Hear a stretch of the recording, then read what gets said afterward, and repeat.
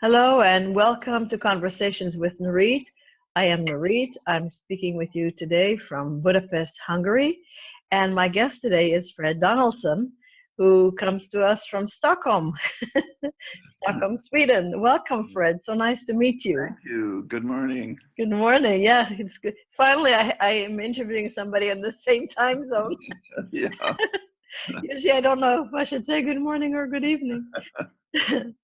And Fred is actually the author of a very innovative program called Original Play. And by the way, I love that. I love that title. It's fantastic. Thank you. And Fred is an expert in play and uses play to overcome violence and aggression and abuse. And I don't want to get too much into it. I want you to talk about it. Huh. And I first, the way I found out about you is a dear friend of mine from Germany sends me your interview from NetLife Congress in Germany. Wow. And it was so moving. The interviewer was crying the whole time. Oh. And I was started crying, so hopefully I got that out of the way. But your work is extremely motivating and inspiring and very moving, especially knowing that from a professor in the University of Washington in California, Yeah. you've elevated yourself to playing with children. Yes, right. That's So please tell us, how did that happen? well, it was certainly unexpected.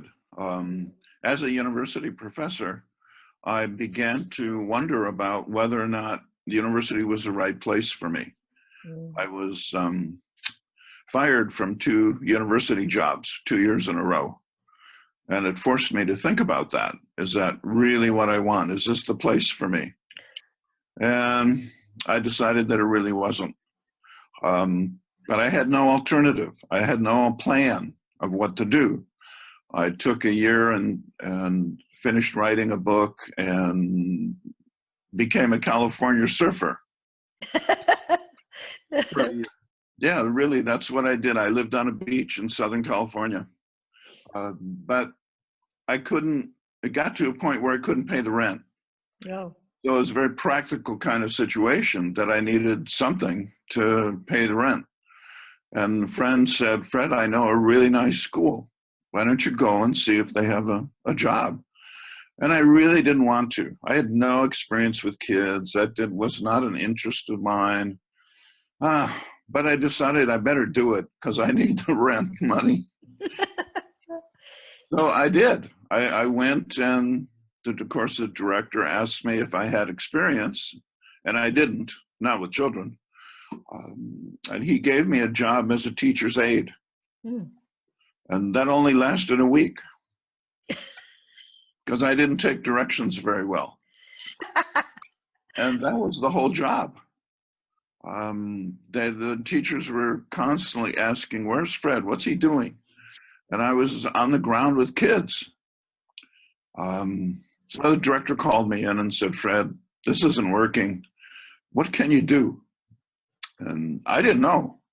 And he didn't know. So we just sat there looking at each other.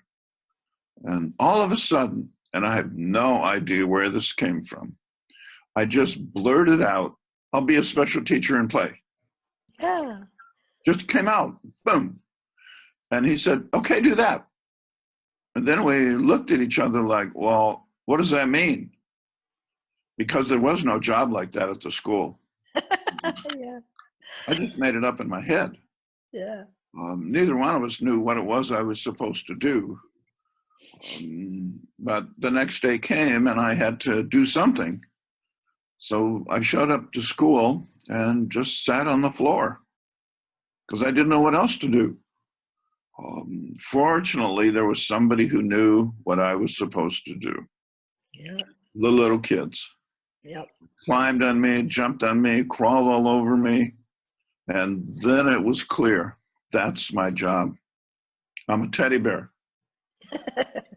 And literally that's it. For 43 years, I've been a teddy bear. Yeah. And of course, at the beginning, I had no framework to put this in. To me, children's play was random behavior, or it was sport. That's what play was to me as a kid growing up, was American football and ice hockey and baseball. So what these kids were doing was brand new to me. I had no framework to put this in.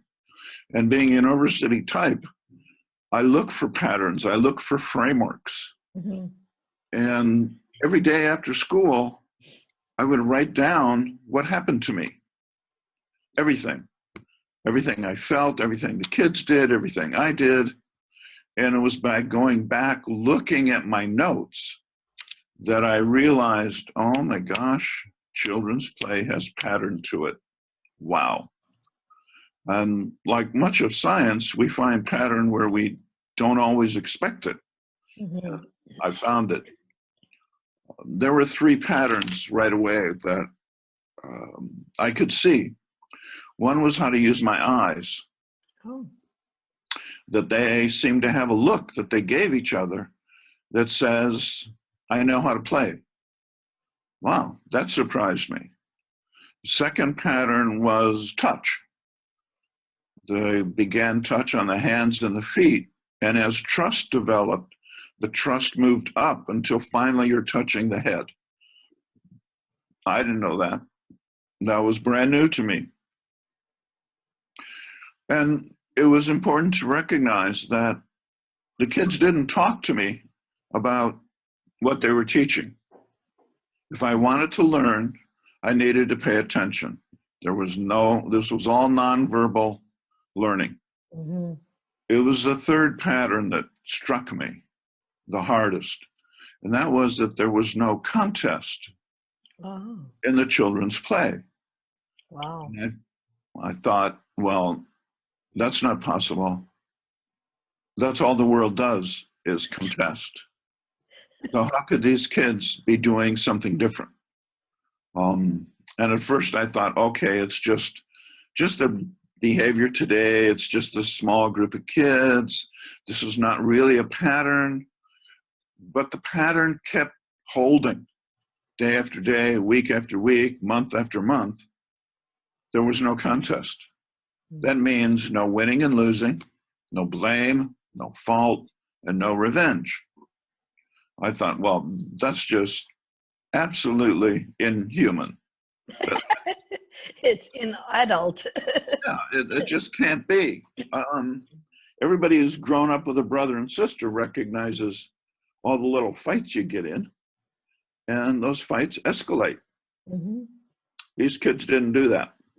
So I thought, well, maybe I need to check and see if this pattern is bigger than I imagine.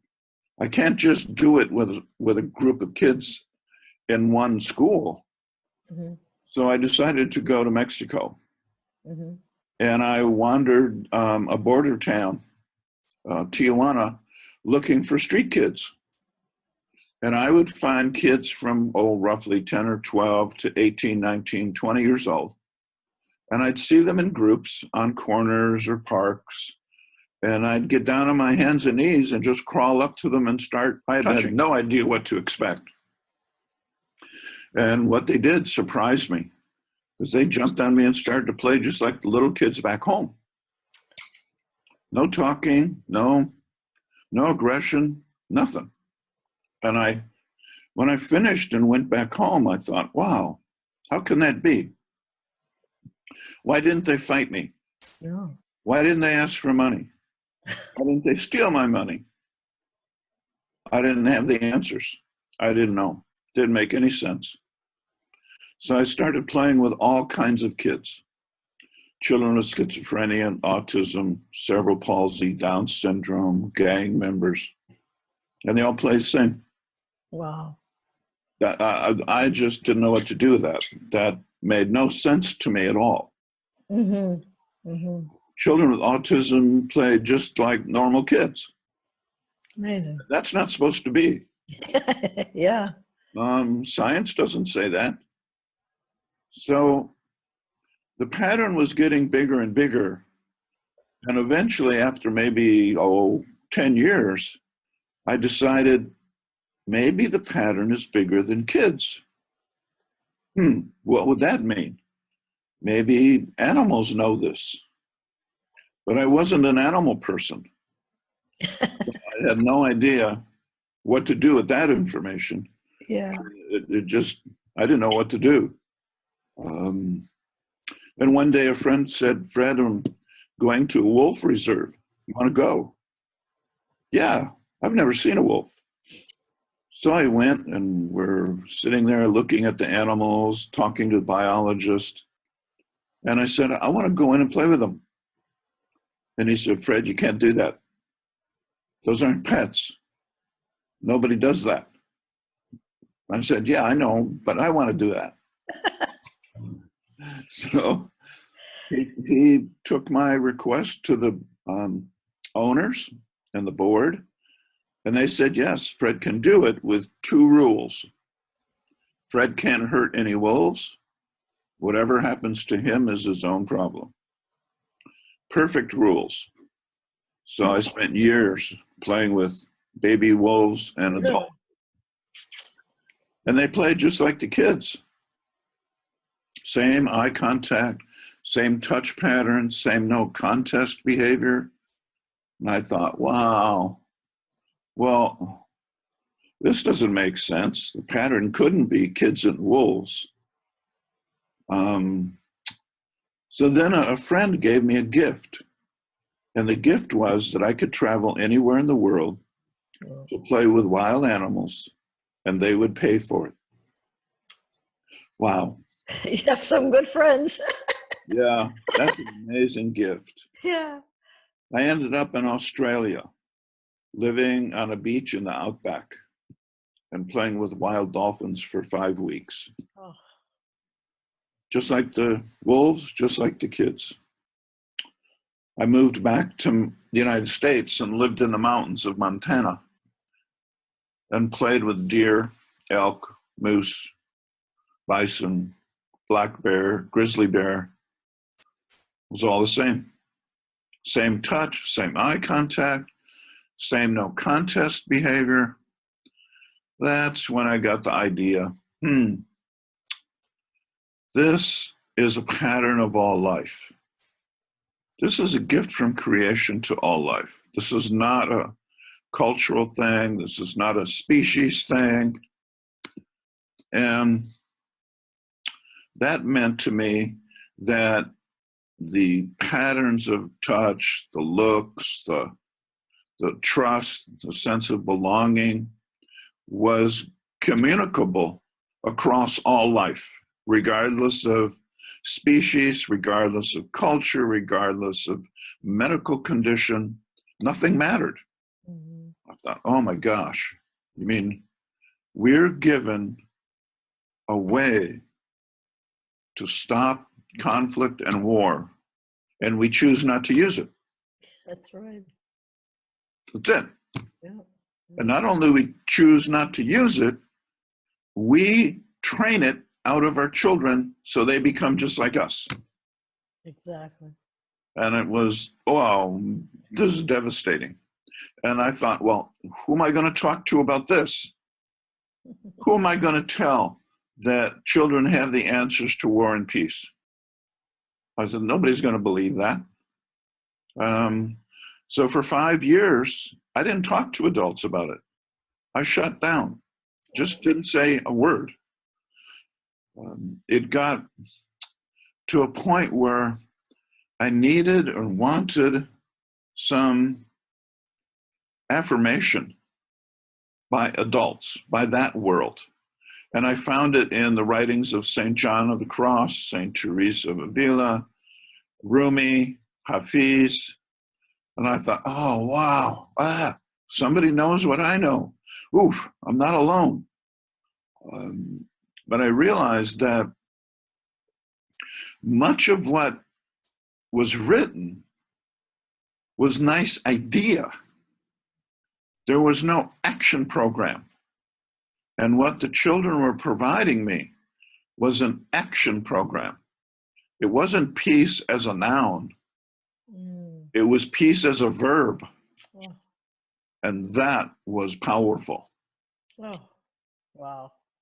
It's amazing. You actually, in a way, answered one of the questions that I was going to ask you, because I interview a lot of spiritual people, teachers, and one of a very common thread with many of them is, in order to wake up spiritually and be your original self, Huh? one must learn to be like a child. Right. And it sounds to me that that's what you actually did with the children. Yeah. When it's interesting that you said that in their families, brothers and sisters, they do fight, but with you, they didn't. Right. And correct me if I'm wrong, but what's coming to me from hearing you is that you didn't know what to do. You didn't use your intellect or filed away knowledge in your memory bank. Right. You were just completely present with them, with your full attention, and they must have responded to that, because no one is present with children today. They That's just true. tell them, don't touch this, don't do that, do your homework first, then you can. Who's actually present with them? And you were. Yeah. Is It that? was. Yeah, that's true. I had no background to interfere with Yeah. what was coming at me. Um, and we have said, my gosh, Gandhi, Buddha, Jesus, have all said go to the kids. Yeah. No one's done it. And we don't, it's nice language, but it doesn't mean anything. And it was finally, I could say, oh my gosh, this actually means something. Kids are teaching me not just a nice ideal or idea about the world, but actually how to handle physically the conflict that comes. How do I handle the punch? How do I handle the kick? How do I handle the angry words? Because all I would have relied on in my first 30 years of life was fighting. Yeah. And now I was learning something else. Mm-hmm. And that just astounded me that Yeah. it was possible. It's amazing. In all TV shows, and of course, if you turn on the news, every resolution, pretty much every solution that they come up with is usually to kill somebody or fight another country. So, what are some of the ways that you found, instead of punching back? What are some of the things that you've learned? Well, it's essentially an emotional and physical training so that aggression that impacts me is not felt as aggression. If I'm not a victim, there is no aggression. And I have a choice. That was the big learning for me. I have a choice on how to receive what's coming at me. I have the choice emotionally, and I have the choice physically. And kids were very direct in teaching me. For example, early in my training, a little girl was sitting on the ground in front of me, and I'm lying down facing her. And all of a sudden, she just boom, punched right in my eye, broke my glasses, and gave me a black eye. And I thought, wow, ooh, I'm not very fast. So I went home, bought new glasses, put ice on my face, came back the next day. There she is again, boom, right in the other eye. Now I have two black eyes and two pairs of broken glasses. And I was thinking, wait a minute here. What's the lesson? Because again, they don't talk. The lessons are behavioral. And then I realized, oh my gosh, one of the most powerful lessons about handling aggression. Do not move back, move in. Adults tend to move back, and that's not the safe place. Mm. Safety is moving in. Oh, wow. That was an incredibly important lesson. Wow. Um, How would you apply that to emotional situation where somebody hurts you emotionally. So they're like verbally, an Yeah. argument or Yes. well, one of the thing is that people tend, especially males, when they have an argument, tend to square, we call it squaring up to each other, where the shoulders are square and we hold our head straight. And those are signs of aggression. Hmm. So one of the things I do is one, tilt my head so my head's not straight. And two, I don't square up. I stand or sit at a rounded angle towards the person. Tilting my head allows me to listen better. And I have a way of looking in the person's eyes to their heart so that I don't stare and I don't put my head down. Hmm. So the person feels, both from the shape of my body and my eye contact, that I'm present with them. Oh, If I'm present, I can hear. oh, If that's I'm beautiful. not, I can't hear. If I'm not listening, then they get frustrated more, and then and it just escalates. So by de-escalating the verbal kinds of talk by my body shape, my head shape, I can be softer without being a victim. Wow. And a lot of, I didn't know any of this. It was watching children and then paying attention. One of the things, for example, that I noticed after years, I noticed a statue that I had seen over and over again and never paid much attention. Well, this statue is a woman with her head tilted. Oh, It's Mary. If you look at statues of Mary, she has her head tilted. Why does everybody who makes a statue of Mary have the head tilted?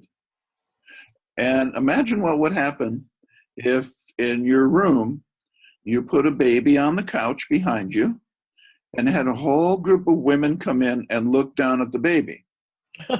What would their heads do? oh. That's exactly right. Now, what happens if you take all the women out and bring in a group of men? Ooh. That's right. Yeah. So what is it? When you tilt your head, you're softer. And if someone's having an argument, I can be soft without being a victim.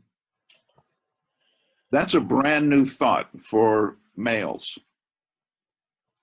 Amazing.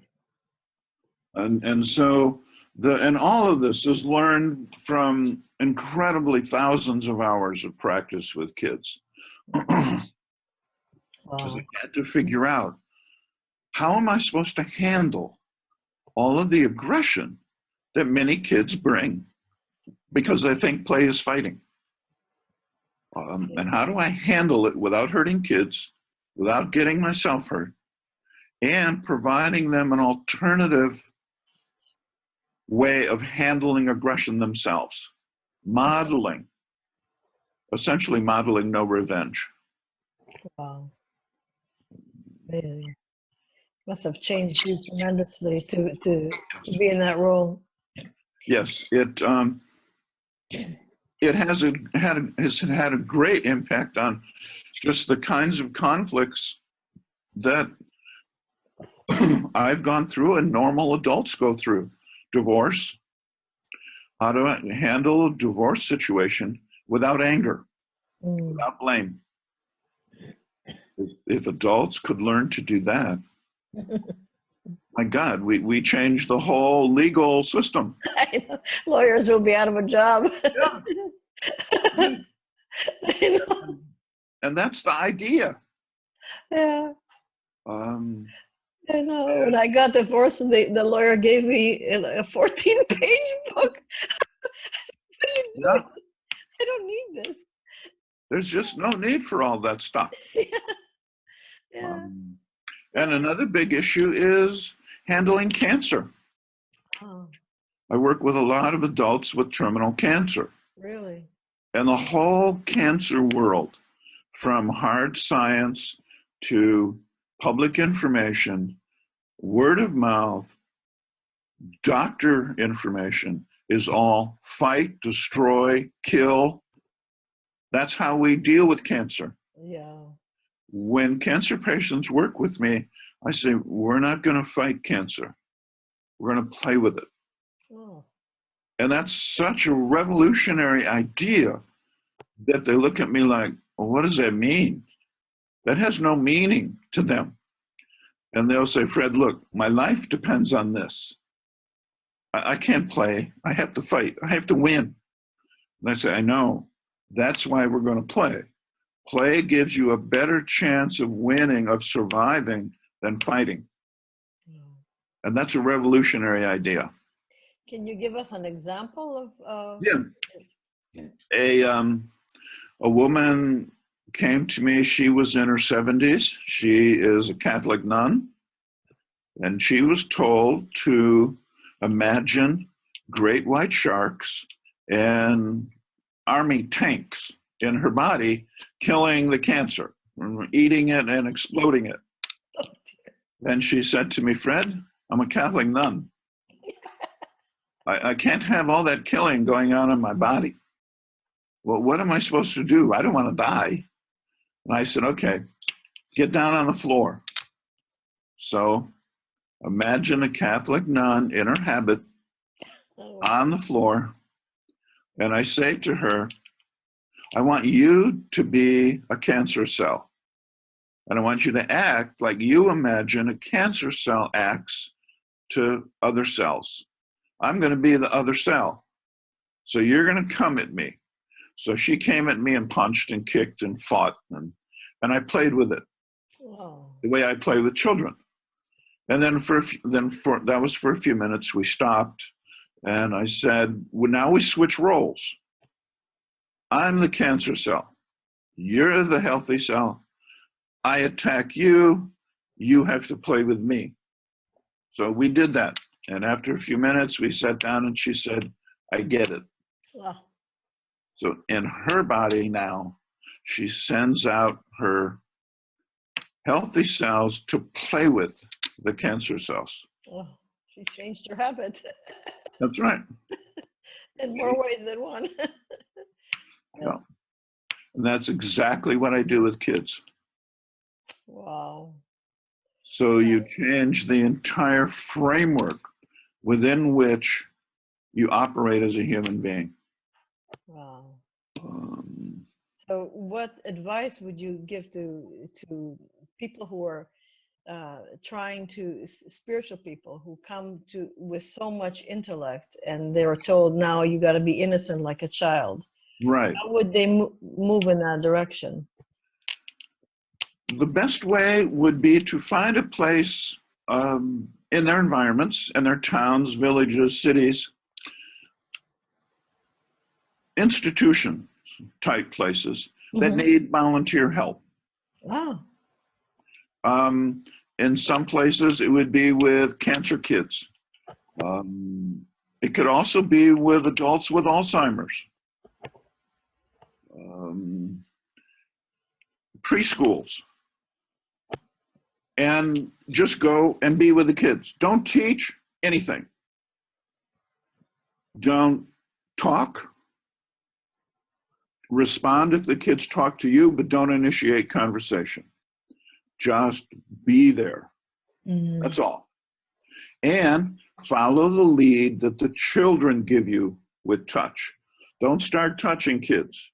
Don't start grabbing kids. Don't tickle kids. Don't pat their heads. Just sit there. Let the kids initiate everything.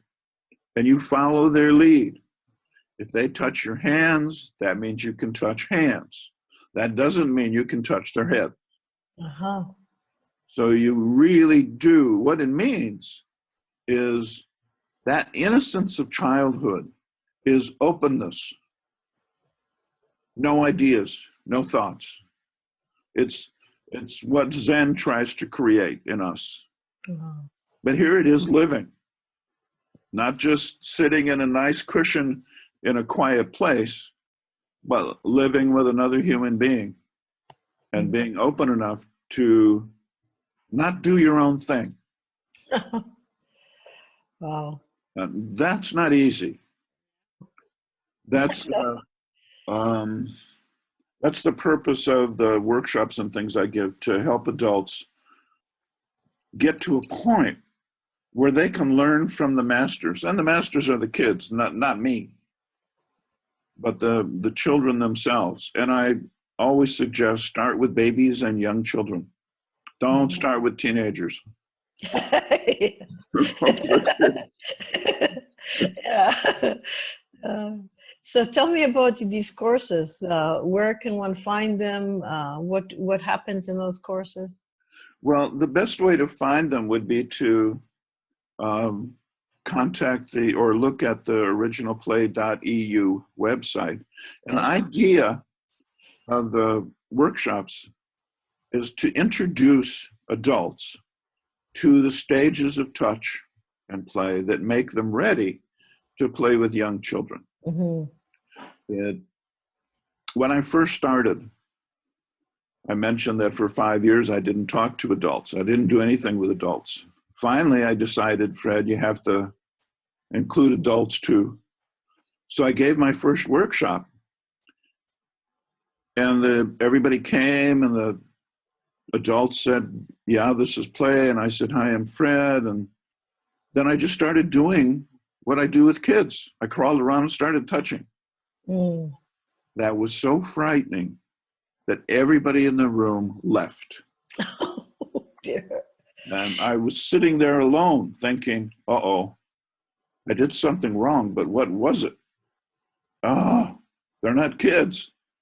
I scared them to death. That's why I start by talking. And then I move slowly through stages of touch, which is exactly what kids do. They will move slow, and the animals for that matter, they move slowly through stages of touch based on trust. If they trust you, they'll jump the stages. If they don't, then they go really slowly, and that can be incredibly difficult if we're not patient. And wow, I've had 2 girls over the years who took 3 years to play with me. And they saw me 5 days a week. Wow. Play with their friends. So it really means follow the lead of the kids. That's not an ideal, that's practice. Yes. Yeah. That's very difficult to do. Yeah. But the workshops give us some framework for that. How do I sit? What do I do with my body? How do I look at the kids? What don't I do? I don't tickle. I don't grab. I don't touch first. And those are all things that adults generally don't know. Yeah. We tend to grab kids. We tend to reach out and tickle them. We tend to want to look like we're doing something. So in the effort to do, we create a mess. I know. My tendency has always been to tickle too, because then they laugh and you feel at ease when the kids laugh. Yes. You think everything's okay because they're laughing. That's exactly right. Yeah. And I understand you work with kids with special needs, and this is a personal question. My grandson has special needs. He's been diagnosed with cerebral palsy. Okay. What advice, how do you work with kids like that? Is he how old is he? 10. 10. Is he in a wheelchair? Yes. Okay. Can he come out of the wheelchair and sit on a couch or be on the floor? Yes. Okay. Does he, do you take them out, for example, and lie down on the floor? He lives in Canada and I'm in Budapest. Oh, okay. So I would imagine so. Yeah, I would. For example, if I take them out of the wheelchair and they're lying on the floor or sitting sometimes they have foam shapes so they're not lying flat, but they're lying on an angle. I would as a new person to the child, I want to find out how he uses his limbs, because it's going to be different. His arms won't move the same way. His legs won't move the same way. And I need to find out how they move, what's comfortable for him. And since he can't do a lot of motion, I have to be even more patient. And the principle is I have to put my head into his range of motion. So I want him to touch and feel my head and face with a hand or hands. And so he can explore that. And then I begin with him to explore motion until he can undergo the same amount of motion with me that a quote unquote normal kid would have. Wow.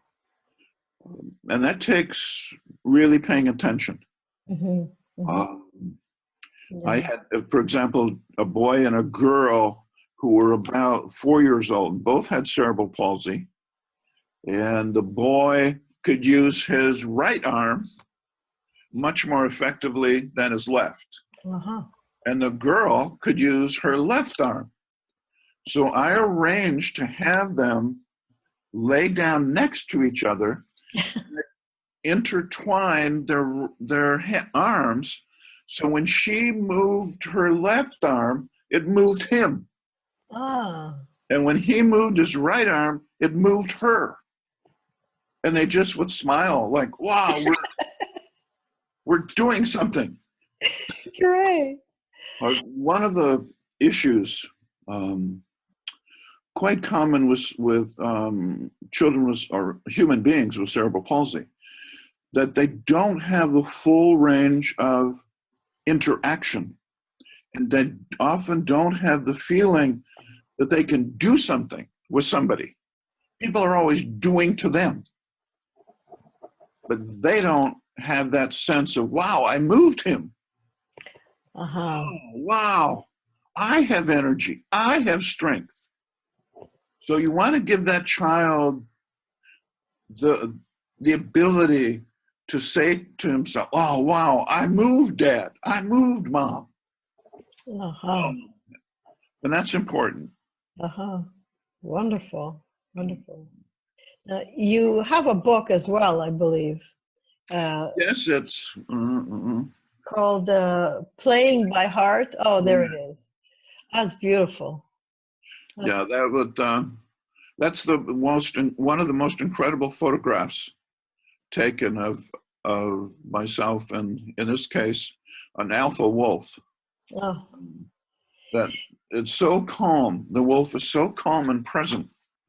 And when you realize the power he has, that is amazing experience. That's mind blowing. I know there was a movie called The Grave with, I think, Liam Neeson play while he was fighting with wolves. I couldn't watch it. It was so scary. And to hear that you play with wolves is just, to me, it says so much. I know of the movie, but I never saw it because it's not how I interact with wolves. Of course, of course. I know. They should remake that movie with you playing with wolves. That would be, yes. That would be something. It reminds me, I once spent a week with the television program Animal Planet, and they watched me they filmed me playing with manatees in Florida, wolves, and children. And during a break, the producer said to me, "Why do you do this?" And I said, well, because what you're seeing, that there's a pattern here that manatees, wolves, and kids from all over can do the same thing. And she didn't seem to get it. So when it was all ready to be put on the air, she called me up and said, Fred, we need you to go back to the wolves and get the wolves to attack you. What you do is not good television. It's too gentle. And when I when I laughed How and about said, you choice words for that one? I said, there's no way I'm going back to do that. I mean, that's Oh, not happening. yeah. So what they did was put in stock footage of wolves fighting. So people look at the film, see those wolves, and think those are the wolves I play with. Oh, And they're not. dear. And I thought, oh, Oh geez. my God. Oh. Yeah.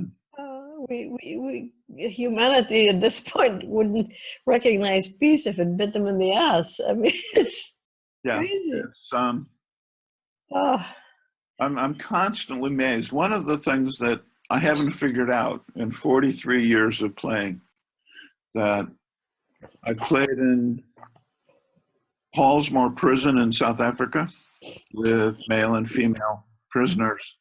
I played with gangs in New York City, Los Angeles, Singapore, street kids in Namibia and South Africa and Brazil, refugees in Lebanon and now Europe.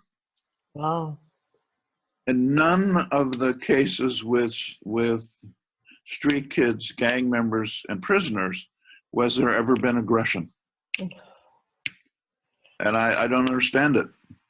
That's why it's so good. If you understood it, it might be It's questionable. Yeah. just amazing that of all the times I've been in the South African prison, in women's prison, we finished playing, and one of the women said, wow, now I know I don't have to hit my kids. Wow. And we didn't talk to her about hitting kids at all. We didn't talk Wow. about any of it. That's And it was clear to her from the play that she didn't have to hit her kids. wow. Wow.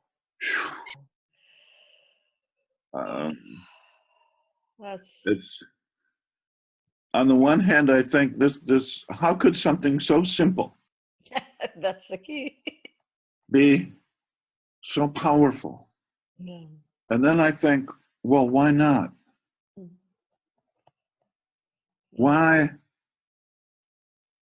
Why wouldn't creation give us a gift that answers all of our problems? Of course. And it does. Absolutely. And it does it in a way that finally neuroscience is catching up, that the world is one. Yeah. And we have a range of skills that original play demonstrates far beyond what we think we have. Wow. I mean, it goes far beyond. It makes movies like The Matrix look like, oh yeah, so what? Okay, I can do that. Wow. And normal people have these. Mm-hmm. Um, Yeah. Once I was teaching or consulting in a kindergarten in America at lunchtime, and a teacher ran out and said, Fred, come in quickly. We need you. There's a hummingbird loose in the room. Oh. And I thought, oh, wow, what do I do about that? She said, you know about animals. We've tried everything. You go do it. So I ran to the room, and I don't know, have any idea what to do. What in the world? I walked in the room without thinking. I just stepped in the door, raised my hand, and the hummingbird was right in my hand. Wow. There wasn't a split second difference. I carried the bird to the door, and the bird took off. And the teacher said, oh man, you're good. Yeah, it's not me. It's presence. Yeah. So what is it that the hummingbird could feel right away and knew that it was safe and knew exactly where to go? Oh. That just, I'm really astounded and full of wonder and awe at what original play has taught me about the nature of the world Yeah. that I never expected. Mm-hmm. Mm-hmm. I was attacked on the street by a Doberman, Oh. And the Doberman ran out of the house and jumped at my face.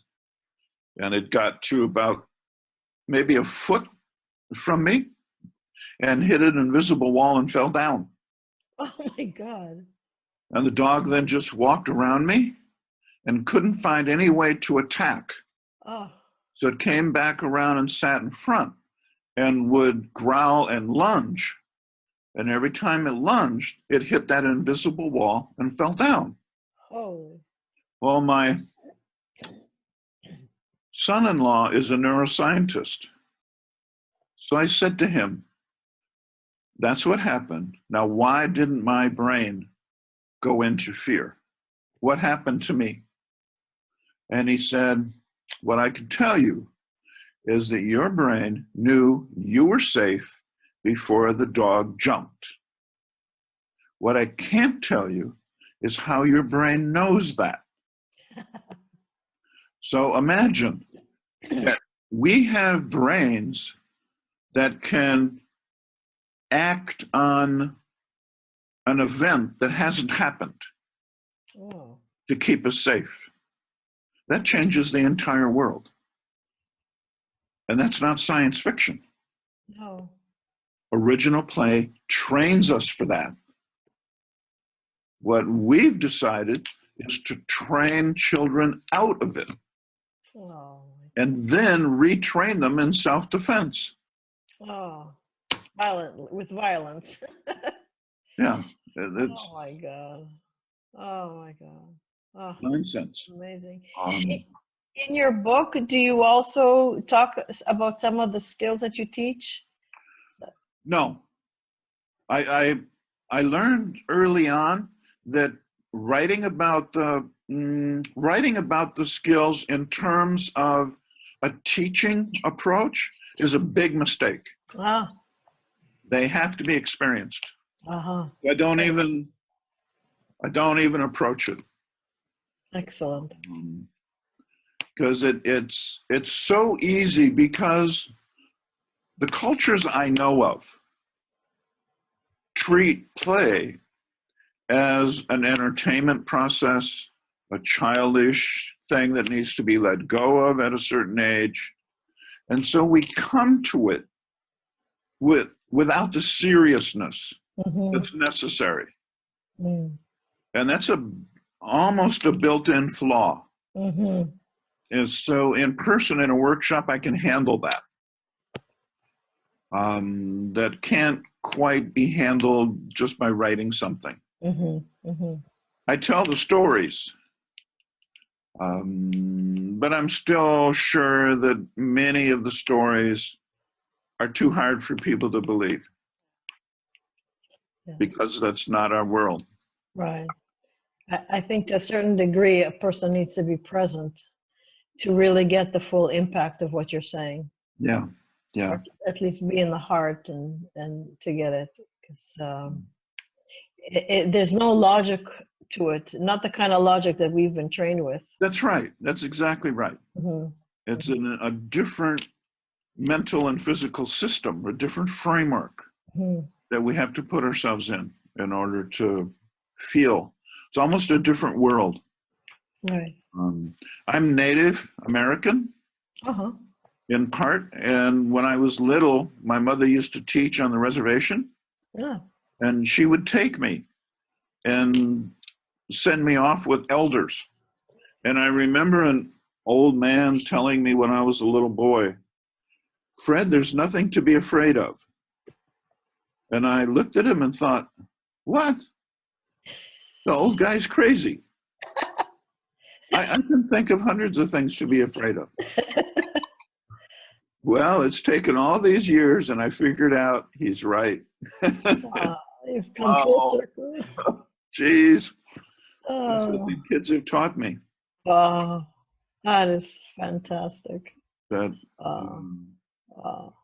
people often ask me, how do I get rid of fear?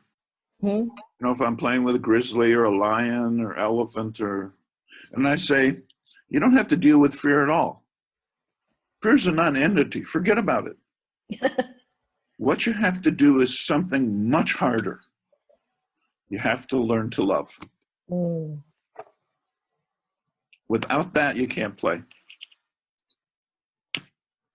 And you really, this is really an adventure from loving into loving, to figure out how big is it? How powerful is it? And it's way beyond whatever I imagine. Mm-hmm. And I think that so many spiritual masters, martial arts masters, religious masters, all end up saying the same thing. Yeah. And kids have the exact skills, the physical skill to actually do what all these masters point to. Yes. Wow. Oh my God. That's amazing. Yeah. And I certainly think that none of the kids who taught me were trying to teach me anything. They just are doing what they do. Yeah. They just are loving. Yeah. And in that process, what appears to be a problem to me gets solved. Yeah. So Yeah. Wow. This is so enlightening to hear you talk like this, because one of the things that's always disturbed me is when I hear adults being surprised at a child genius, or a child that can play an instrument beautifully, or can compose or do something that they think, oh, he's only 7 years old, how could he have done that? And I always feel it's a form of invalidation yeah. in the child, and the kids grow up with that thought stream laid onto them, and then they become adults and they in turn do it, and look at the world we live in. That's right. Yeah. Yeah. Oh, so I've often, since I started working with the kids, it forced me to ask the question of myself, what's the purpose of childhood? ah And it's not to make adults. yeah. I mean, it's to allow the skills of childhood to be developed. That's the purpose. Exactly. But cultures think the purpose of childhood is to make us. Yeah. Huh. To knock the childhood out of them. Yeah. Yeah. Yeah. Wow. You really put the shoe on the right foot, Fred. This is remarkable. I hope that many people see this video and come to your courses and learn about this. I think this is imperative if we ever want to see peace in the world. And yeah, thank you. so I really appreciate the work that you do from the bottom of my heart. It's thank you. Thank you for the opportunity to share with you. oh, well, anytime. I hope we do this again. Yes, I would like that. Yeah, this has been absolutely amazing experience for me to hear you and to meet you. And I hope to get myself to one of your courses. I think it's fascinating. Well, thank you. Very important. So thank you so much. And thank you everyone else who's been watching. I hope you enjoyed it as much as I have. And if you have, please share it with your friends and with your kids or with your adult friends and everybody. This is a really important message. So thank you so much. And you're welcome. It's a pleasure to be with you. Thank you. God bless. Lehet az a krémes, mit a lányok esznek, de nekem nem vesznek. Ezért, hogyha álmodik a babszika, egy színarany taxiba, beleül is a mennyekbe száll. Ottan mennyországi boltba, van sok ezer torta, és nem kell állni sorba. Sütemény csak annak szabad ennie, akinek nincs senkie, aki járva is egy